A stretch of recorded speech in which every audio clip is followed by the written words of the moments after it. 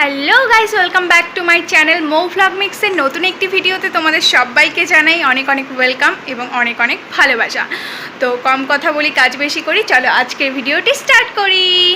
তো আজকে আমি বাবা বাজার থেকে কালকে পাট-শাক নিয়ে এসেছিলো, তো কালকে করা হয়নি, তো ভেবেছিলাম যে আজকে করব। তো রোজ রোজ একঘেয়ে পাট-শাক খেতে খেতে কিন্তু কারোরই ভালো লাগে না।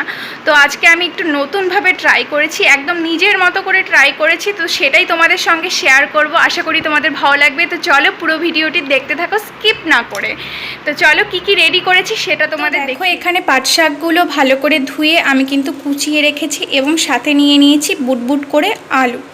আর এখানে ফোড়নের জন্য নিয়েছি শুকনো লঙ্কা, কালো জিরে, এখানে নিয়েছি পেঁয়াজ কুচিয়ে, রসুন, টমেটো কুচি আর চেরা কাঁচা লঙ্কা।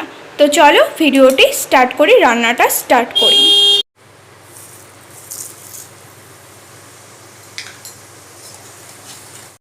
তো প্রথমে শুকনো লঙ্কা ও কালো জিরে ফোড়নে দিয়ে দিয়েছি, এবার দিয়ে দিব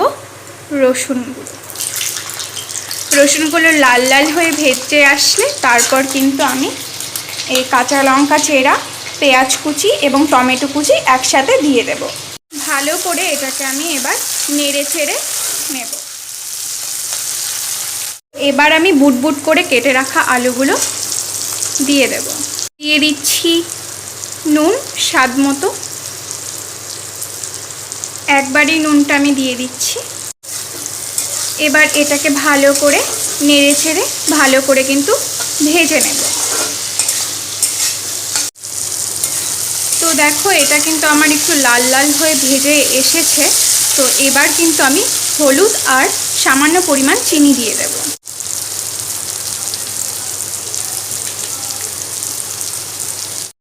এইবারে আমি পাট শাকগুলোকে দিয়ে দেব।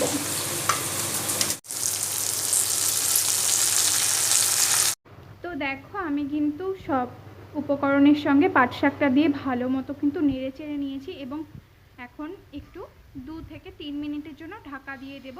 পাট শাকের জলে কিন্তু পাট শাক আর আলু সেদ্ধ হয়ে আসবে। 5 থেকে 7 মিনিট পর আমি কিন্তু ঢাকাটা সরিয়েছি বন্ধুরা।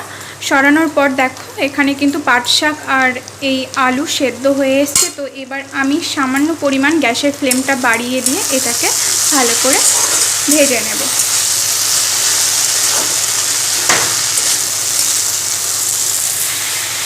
তো দেখো মিডিয়াম ফ্লেমে কিন্তু আমি ভালো করে ভেজে নিয়েছি। তো আমার কিন্তু রেডি পাট শাকের এই আলু দিয়ে রসুন পেঁয়াজের রেসিপিটা।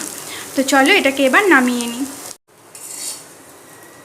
তো ফাইনালি দেখো পাট শাকের এই রেসিপিটা কিন্তু আমার একদমই কমপ্লিট হয়ে গেছে। আমি নামিয়েও নিলাম। তো দেখতে পাচ্ছ যেরকম দেখতে সুন্দর হয়েছে সেরকমই কিন্তু অসাধারণ এর টেস্ট হয়েছে। আমি ভিডিওটি পরে এডিট করেছি, তো আমি গরম ভাতের সাথে কিন্তু এটি প্রেফার করে